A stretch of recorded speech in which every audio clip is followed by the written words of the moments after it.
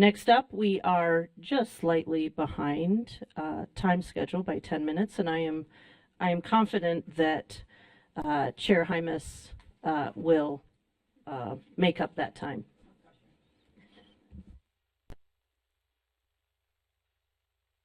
And I will do it. Okay, so let's jump right in then to agenda item 3.2. And this is the research data sharing agreement with Department of Health and Human Services. The committee recommends that the board approve the committee recommends that the board approve the data sharing agreement with the Department of Health and Human Services. All right, that motion's been made.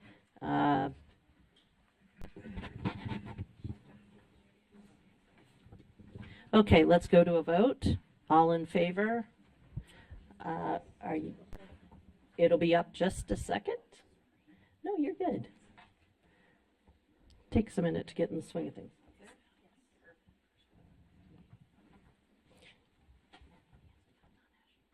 Okay. Okay. All right, please vote. As Board Member Carey. Oh, yeah. Board Member Carey? No. And do we, Member Klein, are you with us? Okay, just double checking. All right, we're still looking for some votes.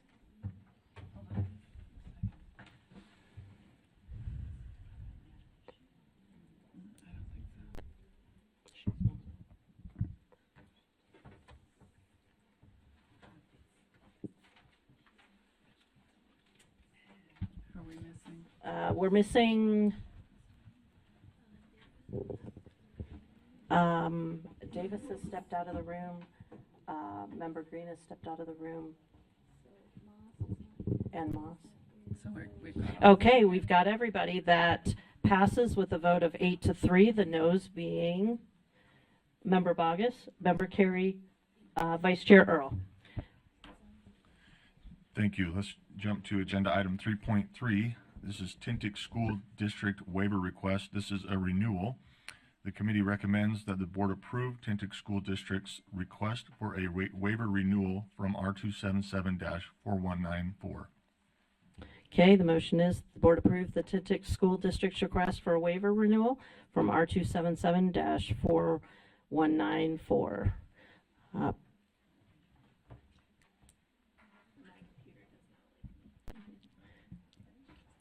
Just warming up.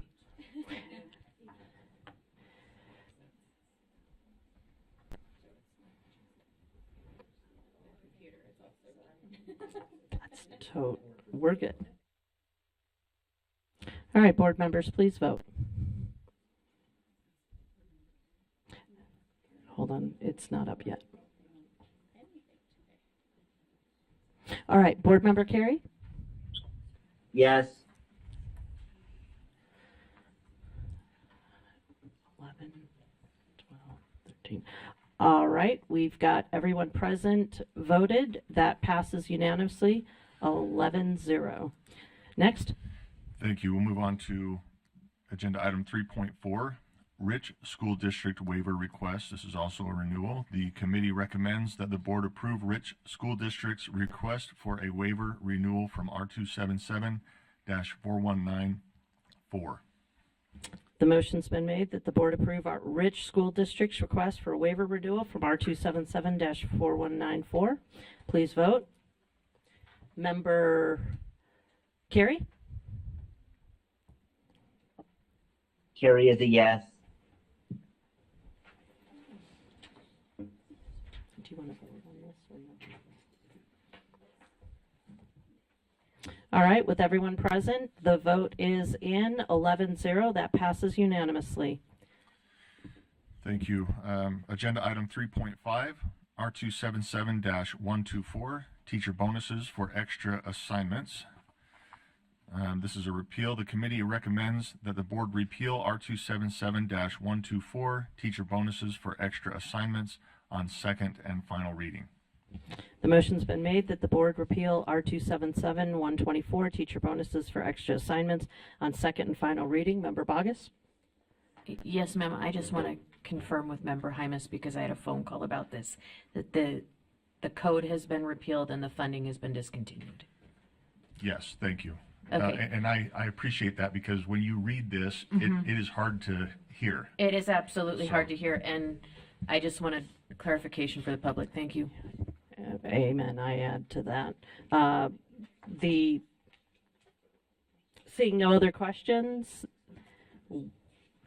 the vote will be up momentarily. Votes up, please enter. Member Carey? Carrie is a yes.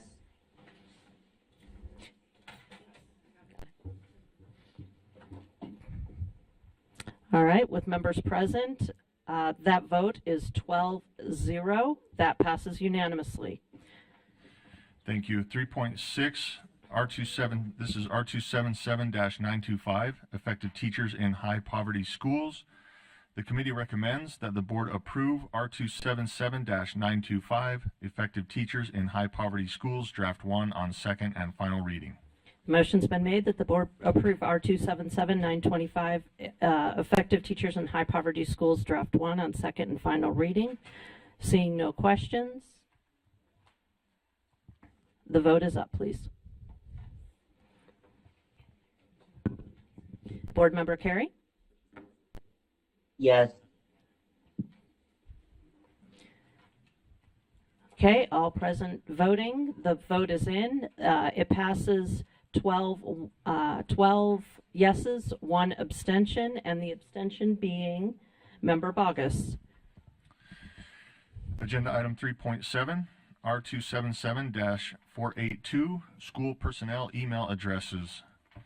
The committee recommends that the board approve R277-482, school personnel email addresses, draft 2, on second and final reading. The motion's been made that the board approve R277-482, school personnel email addresses, draft 2, on second and final reading. Member Bogus? Thank you, ma'am. Through the chair, I'm wondering why we need this information. I understand that there's legislation, but I have a substitute motion depending on the answer to this question. We have teacher email addresses by and through when they register for their license in this state. And this agency has the ability to contact them through that portal. Why are we asking for their work email address, and what is the purpose? Yes, I believe it's so that we don't use their personal address, we use their work address. But also, a better answer will come from Deputy Superintendent Stallings. Thank you, Madam Vice Chair.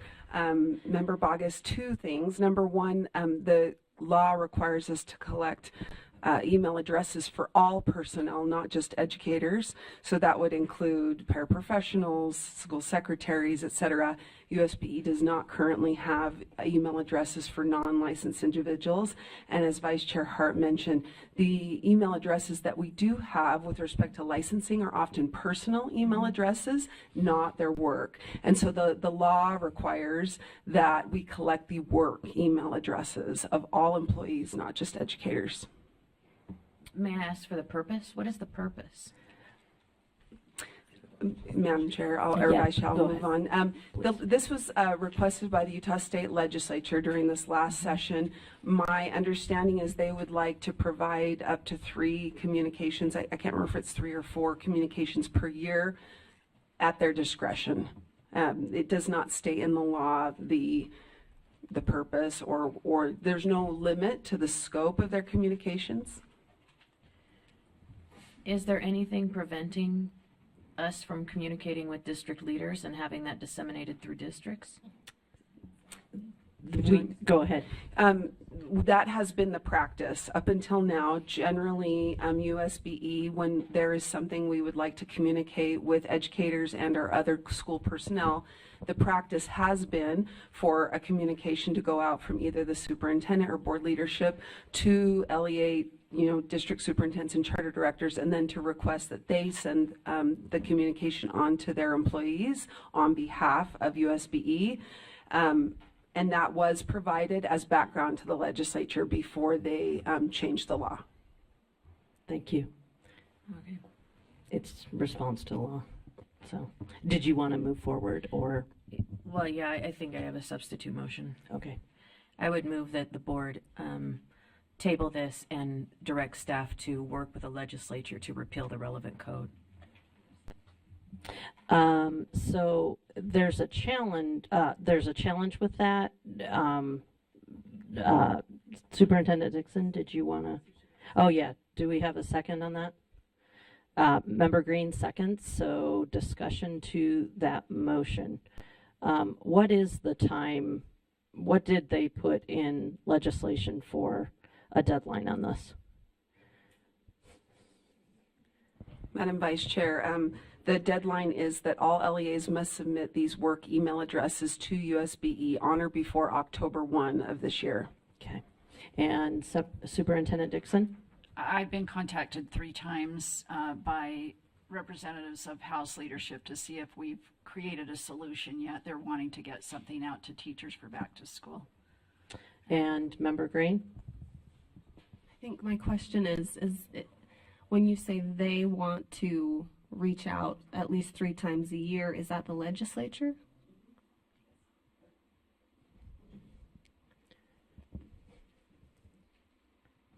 Madam Vice Chair, would you like me to give the citation to the code and Sure. And or pull it up?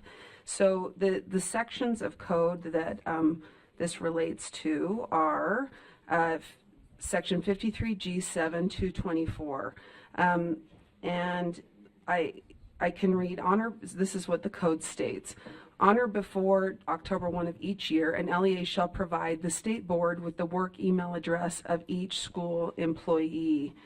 And then below it talks about the state board, and then it also talks about upon request, the state board shall provide the email addresses to the President of the Senate and the Speaker of the House of Representatives.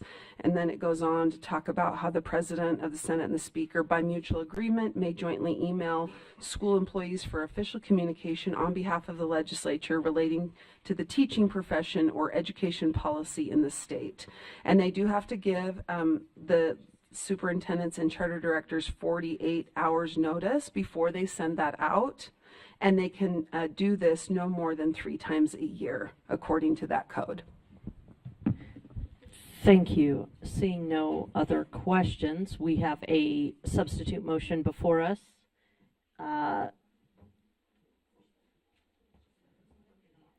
We're working on getting that on the screen.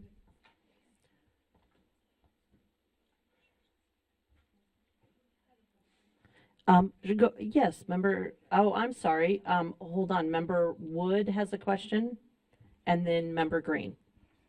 Actually, I'd like to substitute, or amend the substitute. Okay, an amendment is in order. I move that the board approve R277-428 school personnel email addresses draft 2 and add that the request staff with the legislature to repeal the requirements of section 53G-7224 so that we comply with the law, which is our duty to comply with law, but we also work to improve the law. Do we have a second on that motion to amend? Second came from Member Reel.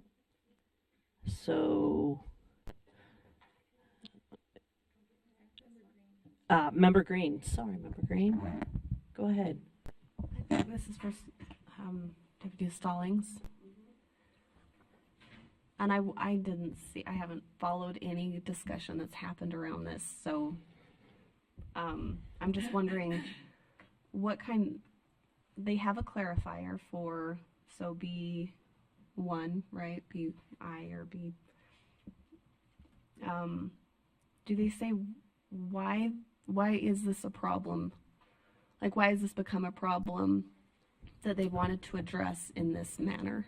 What is, I mean, communication is always good and transparency is always good, right? So I can see that.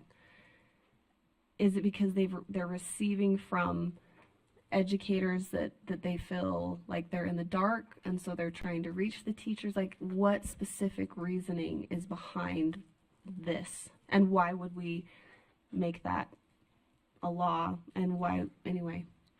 Yes, Madam Vice Chair, would you like me to respond? No, I always hesitate to speak on behalf of people. Representative Candace Perucci was the sponsor of the legislation, which, by the way, was coupled with a number of policy requests that the State Board requested. My recollection is that the legislature would like to be able to send a message to public educators and public education professionals to let them know about updates potentially after a session. For example, here are some things that we did because we honor you or we want to support public education. I just believe that right now they feel that they're having to do that maybe in a public space where they're not sure if educators and school professionals are receiving communications to them. I do remember Representative Perucci stating that a very large portion of the state's budget, not quite half, but a lot of the state's budget does go to support K-12 education. And so the legislature wanted to have an opportunity to kind of give updates, is my recollection, on things that the legislature is doing in the space of K-12 education. Can I follow up, please? Okay. Well, this communication was indicated that if there's something that they're trying to pass and there's a lot of controversy there, that communication will go out at that point. It does clarify that you cannot use it for political activity or for any purpose other than as described in subsection 5B. So does this communication with educators during the legislative session affect hot topic items? Is it going to be for I mean, obviously the debate is on the floor, so you're going to have both arguments there. What does that look like?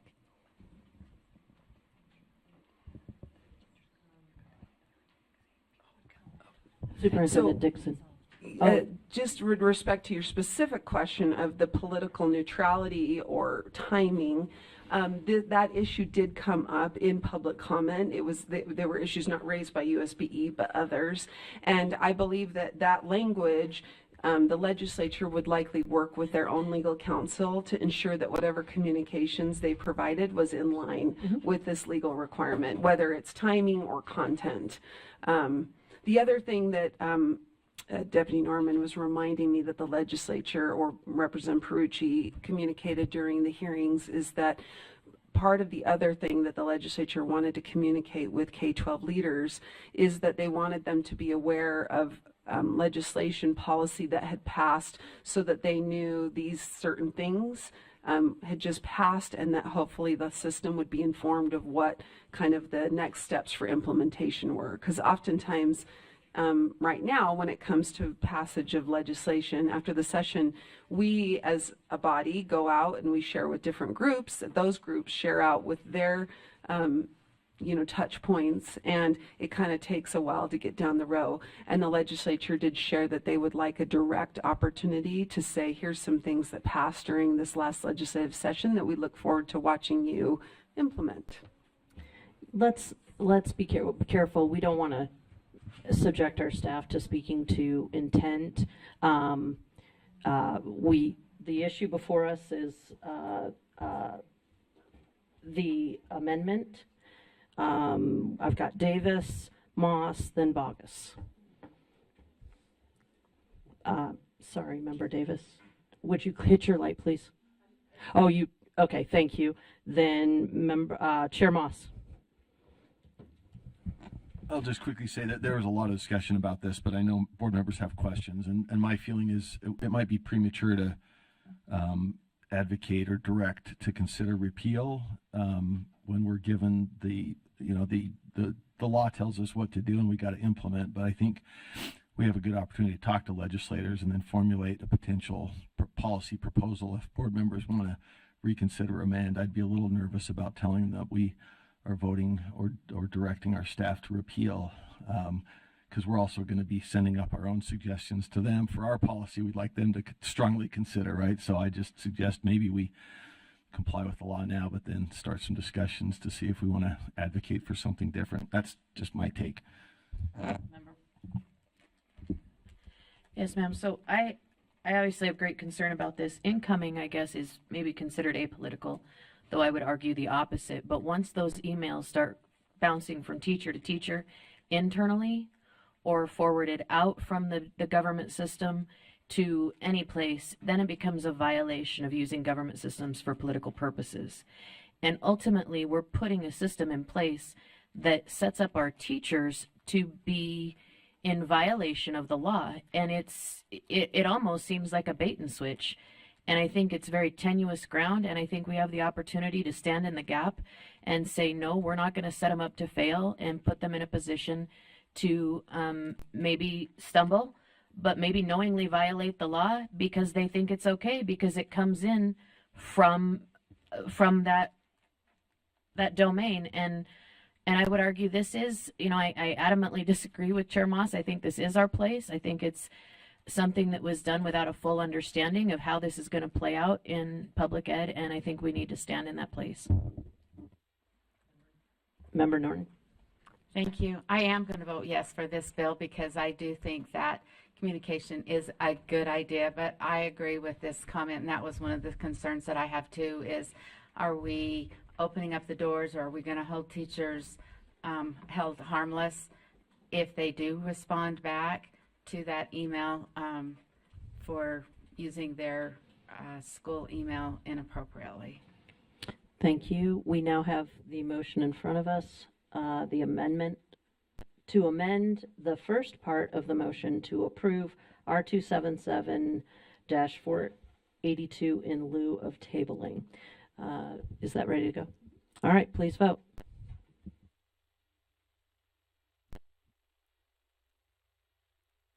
Member Carey?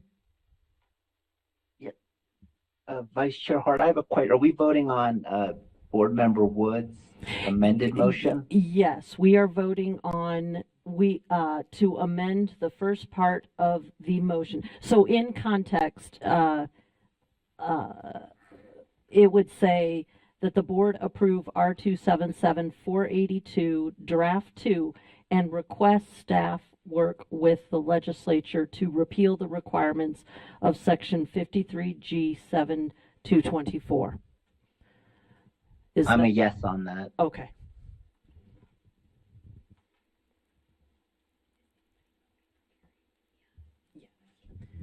All right.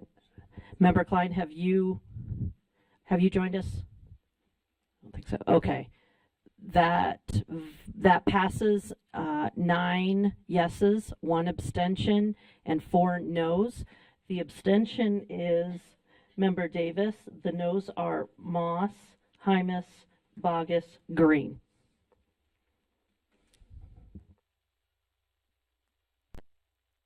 Now we move to, yep.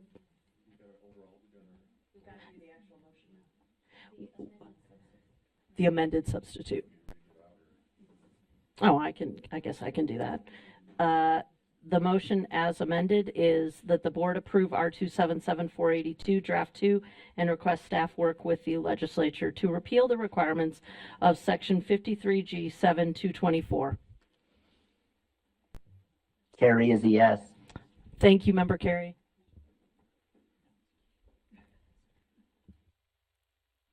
Please vote.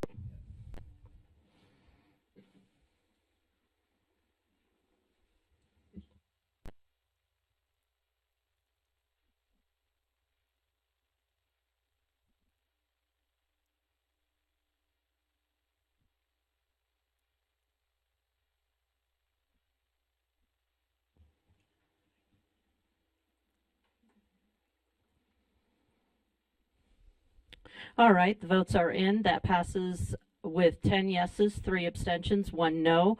The abstentions are Norton, Straight, Davis. The no is Chair Moss. Next item. I'm sorry. Okay. Member Lear. It may be inappropriate to speak after the vote. Can I make comment or no? I'll allow it. Thank you. I agree with this approach. I do agree that this is annoying for educators.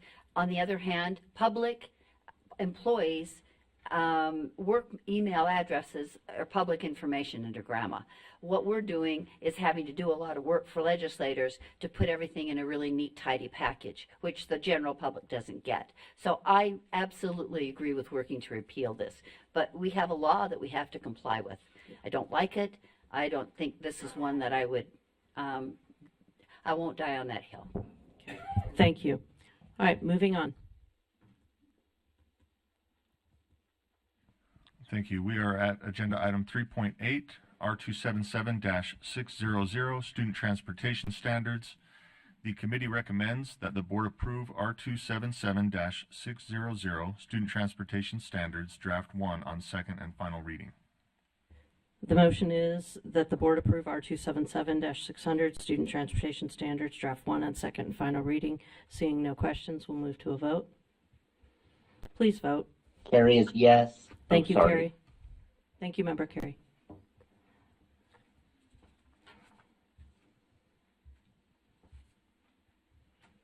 All right, the votes are in. That passes unanimously.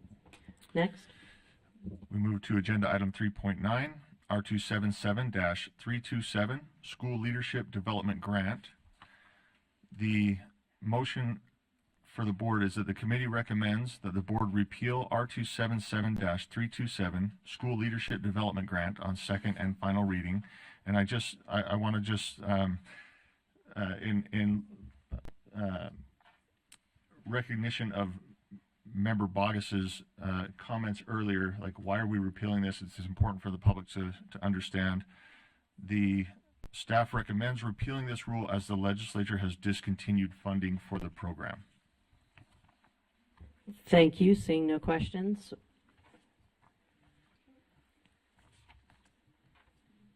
Carrie is a yes.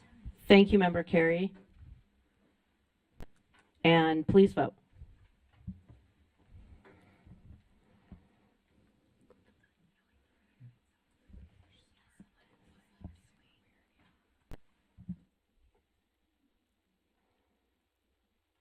All right, the votes are in. That passes unanimously. Next. Thank you. Agenda item 3.10, R277-321, Paraeducator to Teacher Scholarship Program. This is another repeal. The committee recommends that the board repeal R277-321, Paraeducator to Teacher Scholarship Program on second and final reading. And again, for clarification, state funding for Paraeducator to Teacher Scholarship Program and related code was repealed. Yes, the motion before us is the board repeal R277-321, Educator to Teacher Scholarship Program on second and final reading, unfortunately. So please vote. Member Carey? Carrie, yes.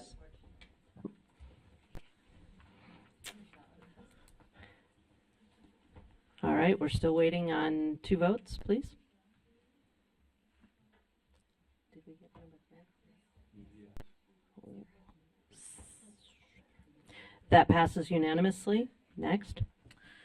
Agenda item 3.11, R277-324, Paraprofessional Paraeducator Programs, Assignments and Qualifications.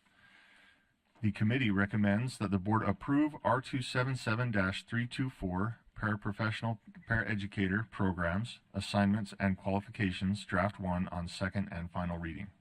The motion before us is that the board approve R277-324, Paraprofessional Paraeducator Programs, Assignments and Qualifications, Draft 1 on second and final reading. Seeing no questions, let's vote. Carrie is a yes. Thank you, Member Carey. 3 more votes, please. That passes unanimously, 14-0. Next. Agenda item 3.12, R277-625, Student Mental Health Amendments. The committee recommends that the board approve R277-625 Student Mental Health Amendments, Draft 1, on second and final reading. The motion before the board is that the board approve R277, 625 Student Mental Health Amendments, Draft 1 on second and final reading. Seeing no comments, please vote.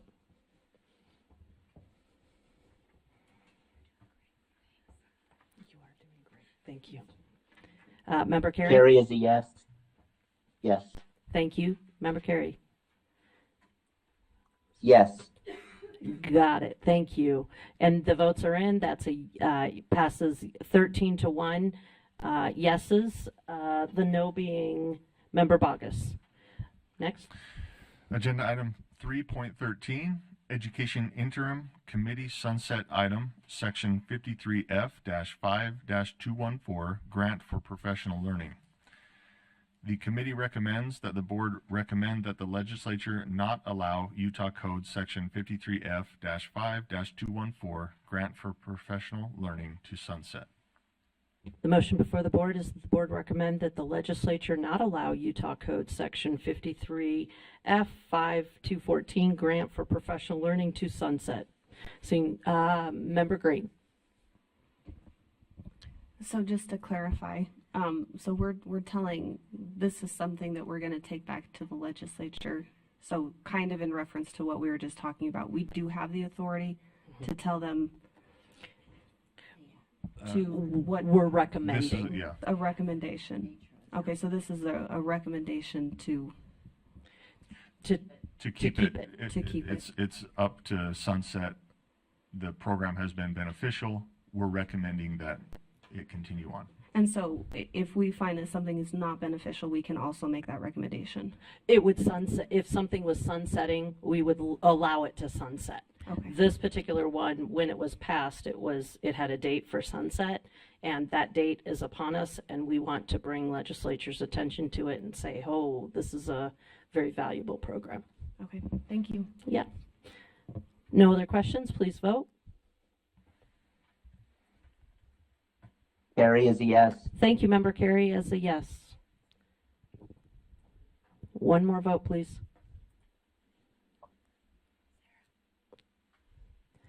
Vote 13-1 with 13 yeses, 1 abstention. The abstention is Member Bogus. That passes. Thank you. Agenda item 3.14, Education Interim Committee Sunset Item, Section 53F-5- -215, Elementary Teacher Preparation Grant. The committee recommends that the board recommend that the legislature not allow Utah Code Section 53F-5-215, Elementary Teacher Preparation Grant, to sunset, but to extend the sunset date. Okay, the motion before us is that the board recommend that the legislature not allow Utah Code 53F-5-215 Elementary Teacher Preparation Grant to sunset, but to extend the sunset date. Now, a note for these items, the chairs of the Education Interim Committee requested a recommendation for the board. So it's not just automatic in this particular instance. They did ask for our recommendations, so we are giving them an answer. So, Member Bogus. Isn't it common in most professional industries that you pay for your own credentialing? I do not know the answer to that. It kind of depends. Member Lear? Did you want to respond to that? Well, It's kind of a, I can speak to 2 other professions that I'm familiar with, okay. and it's sort of a kind of answer. As to legal credentialing, you pay for your own, except that if you work for many employers pay for it, if that makes sense. For if you're in private practice, you're responsible for your own. And or if your employer doesn't pay. And I understand that's the same that's true about the medical profession, but I'm not intimately familiar with that. I do know that I, as a school leader and as a district leader, I've often asked staff to take different roles that require different preparation, and sometimes there's that kind of situation where they need a different certification for something that they've been asked to do. So it's kind of a, Yeah, but that it would happens. seem to me to be an institutional thing, not a government thing. And in this case, the government is paying for something for someone's personal employment. All right, seeing no other comments, do you have it ready to vote? Okay, let's go ahead and vote. Terry is a yes. Thank you, Member Carey is a yes.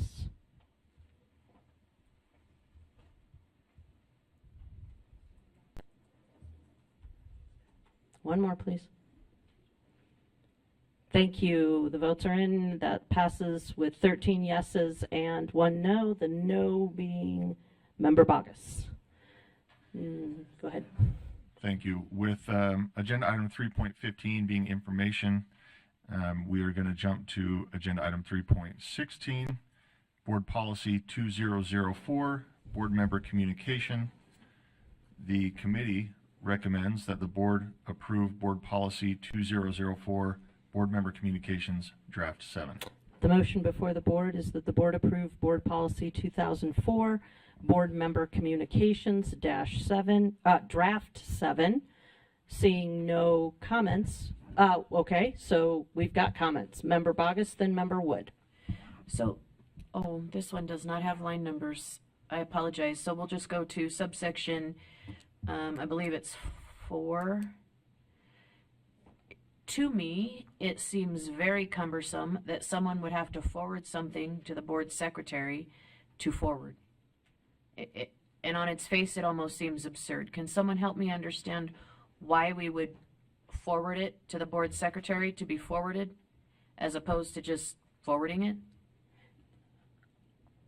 I will take a stab at that, but it is not an official answer. As a member of board leadership, when things go through the board chair or the board secretary, there's a better accounting or transparency to it. And that's one way of that we make sure that we're dotting our I's and crossing our T's, but that is just an offhand response. Deputy Stallings, you have your, go ahead. Whoops, that wasn't you. Thank you, Madam Vice Chair. One other thing I just wanted to throw out is that it does reduce the risk of it seeming as if the board is beginning communication outside of, remember that if you have 8 or more board members, you could, if you started engaging via email, violate open and public meetings. So having a staff member do that on your behalf also kind of reduces the risk that it appears as if a board member is engaging in communication, if that makes sense. That does make sense. Thank you. So, very good. Thank you. Member Wood. I move to amend. Amendment is in order, please. I'd like to delete section 4. The motion's been made to delete section 4. Do we have a second? That second's been made by Member Davis. Let's get it typed, and then whoever's driving can show up section 4. That'd be appreciated. May I speak to it? Yeah, go ahead. So the more I've thought about this, the more I realize that where we're going is this back and forth between leadership and elected officials. When you look at the vast amount of elected officials we have local school board members, we have attorney generals, we have legislators. I believe the end result is that collaboration with outside officials will be reduced, and I don't think that that's good for the power of the board, and I'd like to see this gone. All right, Member Davis.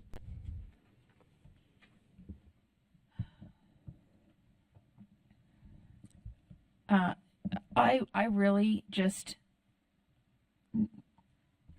have a problem with the language in general, because I think I don't like it when we're gonna just forward legislators or any public officials things without them knowing, written communication without them knowing, I think they should be asked first. And when I am going to forward a public official's email to anybody, I say, how do you feel about this? Can I forward it to so-and-so?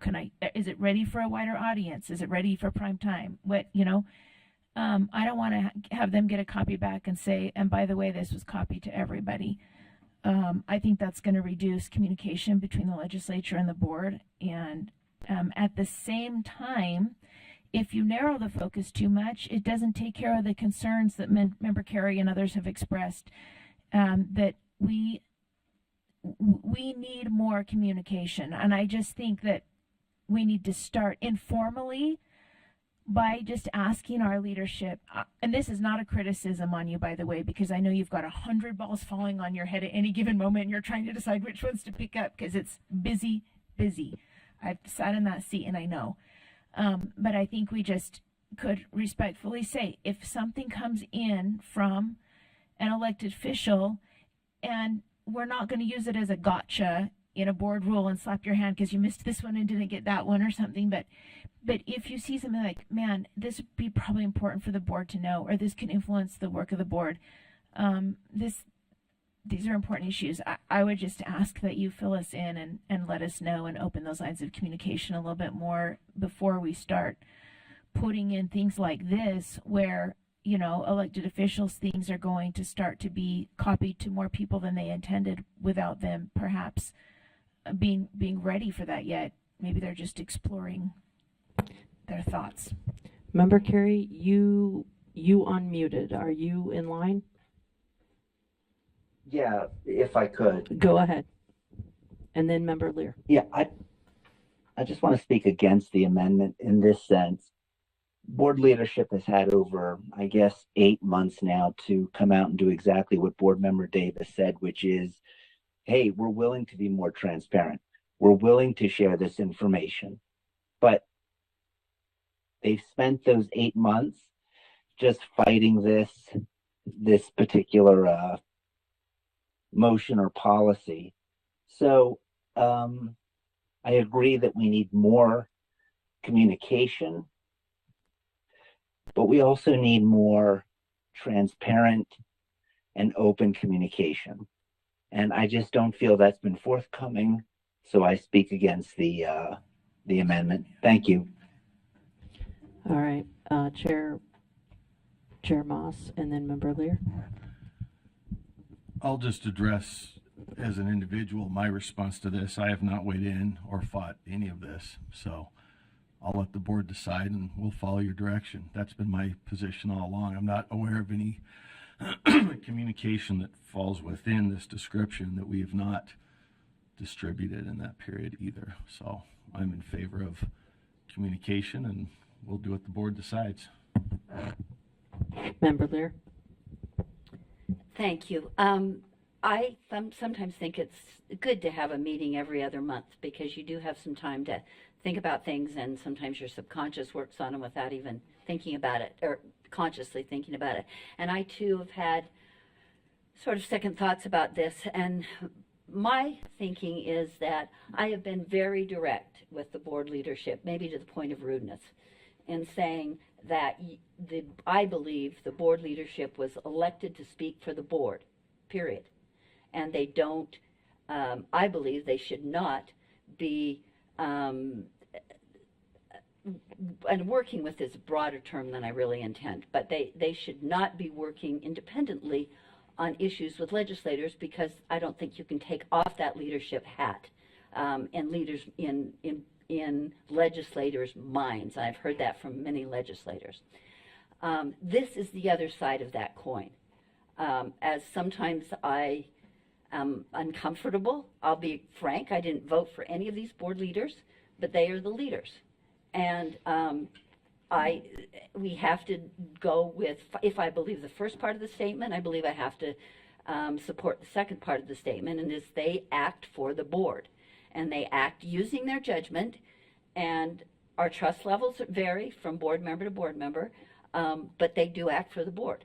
And I do respect that. And I don't need to have every piece of communication that they address with legislators, because they act for the board. And I will continue to harp on my concerns, but I will also continue to believe that they will do the honorable thing and represent the language and work of the board. Vice Chair Earl.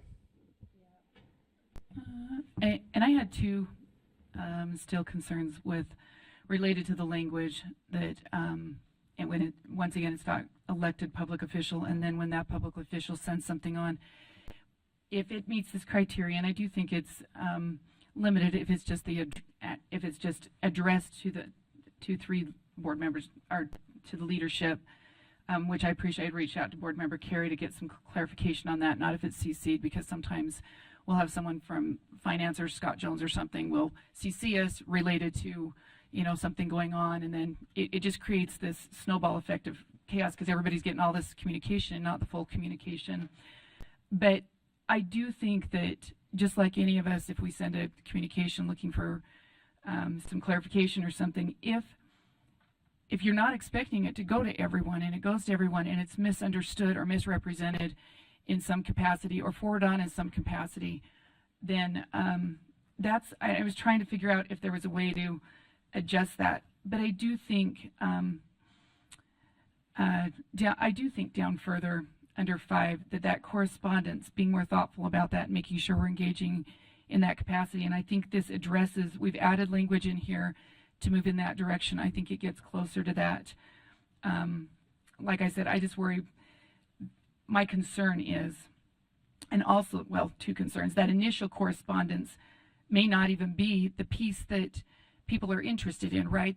That drove the, in the end, some kind of response from leadership. That initial response could be something very vague.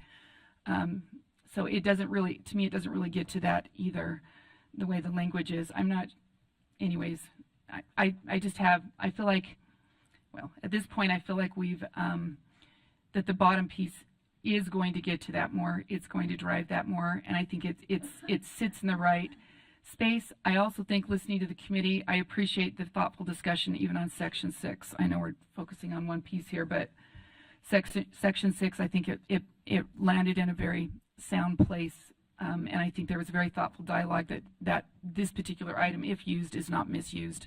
So those are my comments. Thank you. Member Reel and then Member Green. Thank you, Vice Chair Hart.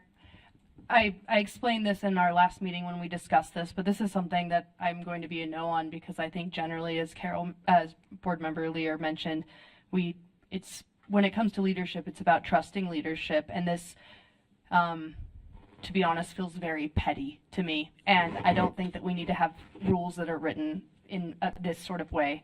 I also have concerns about Section 6, and this will be my only comment about it, and then we can continue on. But on D, having been, I'm trained in emergency communications and education. I've gone through live active or shooter trainings. Like, I've been through it all. And one of the most important things is you never get in the way of sending out a message to people that need to have timeliness on receiving that message.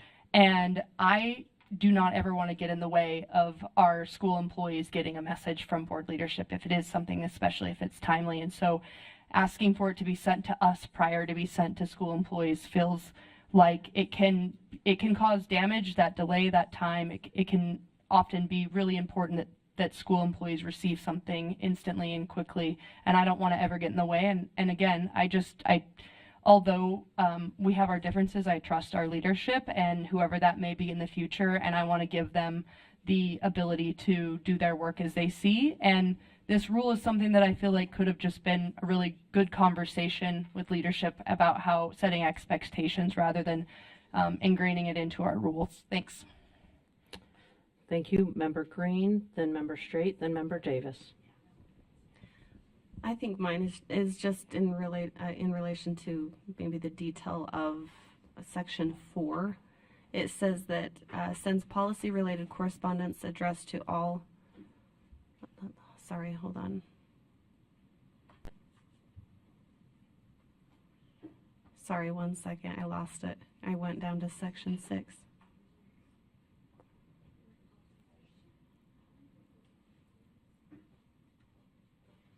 I'm gonna have to come back. I'm so sorry. Give me 1 second.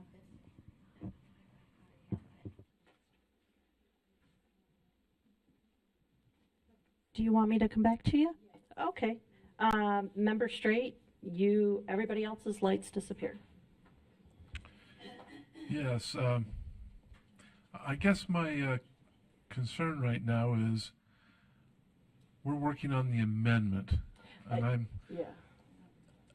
I'm concerned about speaking out of turn. I think the only thing I would have to say is we have the formal and we have informal communication.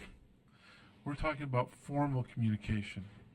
I think this lends to pushing for more informal, which there's benefits to each. There's a place for each. And I'm not certain that this will lead us there. Thank you. I did want to bring the body's attention to the amendment that's at hand, which is it's the amendment to strike paragraph 4 in its entirety. That's what we're speaking to right now. So next up, Member Davis, then Member Green. Oh, I'm sorry, Member Green, did you find your space? Why don't we go to you next? Pretty minor. Okay. I think I just wanted to clarify when it says that sends policy related correspondence addressed to all members of board leadership. So that means that, like, if an elected public official sends something, say, to only 2 of the 3 members of board leadership, that will not be triggered. I guess. I mean, if I'm reading it yeah, that way, the it would strict reading it of would that, imply that. that is true. Which- I don't know. Yeah, okay. Okay, so that means that, which brings us to what Member Straight just said, like there's formal communication and informal communication. It would seem that if some correspondence was coming from an elected public official and it was on that level of formality, that it would come to full leadership. If not, then it would be with, well, who are you working with at the current moment to get it to a place where we do want to launch it? So I don't know how you even start to, monitor this. Yep. You'd have grammar reports. It would be a lot of backtracking, it seems. So I'm just wondering, in what ways do we see that this works? That's a very good question. Generally asking. That is a very good question. I think sometimes I think that rules, I would like to respond to that.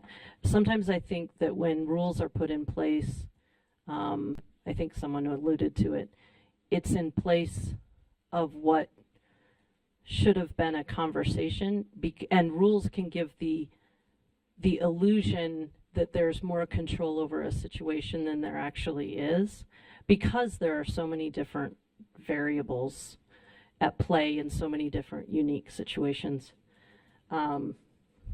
That's just my 2 cents.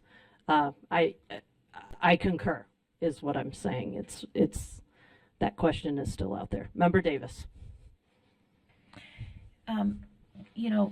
Maybe as we just try things out moving forward, should this amendment pass, to take out section 4 and see how it goes. Maybe we could just make something more routine. Like, for example, in the board chair's comments or something, maybe there's like, did you meet with any legislators this week or this month? What are you working on? What are you working on?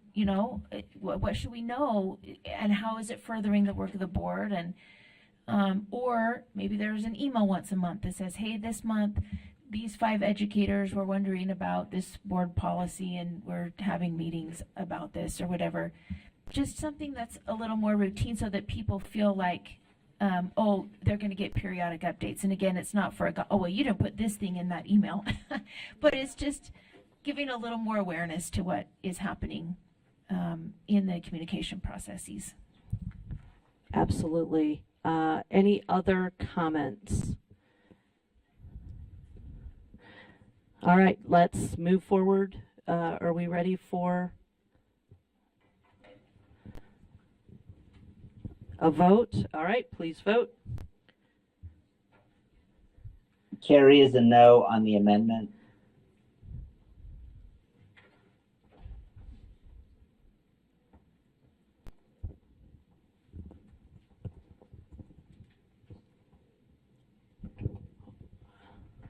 We're missing one. Chair Moss?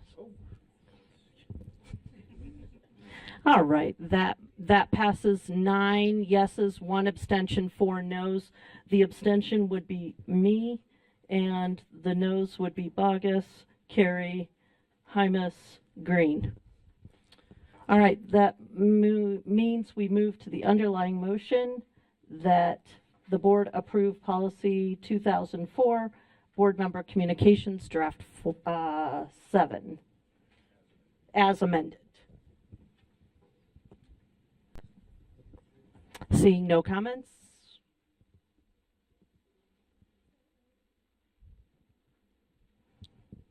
Carrie is a yes. Thank you, Member Carey.